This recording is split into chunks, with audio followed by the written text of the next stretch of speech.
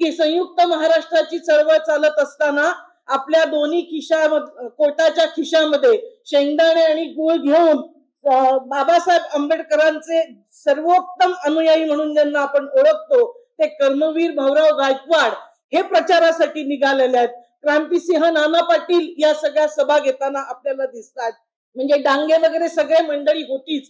तर हा लढा आपण कष्टातून निर्माण केलेला आहे. हे राज्य आपल्याला सत्ताधारी वर्गानं भीक म्हणून दिलेलं नाही. मराठी भाषिकांवर उपकार म्हणून महाराष्ट्र निर्माण झालेला नाही. मराठी जनता एकत्र आली, तिनं महाराष्ट्र राज्यासाठी प्रयत्न केले, लढवून मिळालेलं हे भाषिक राज्य आहे.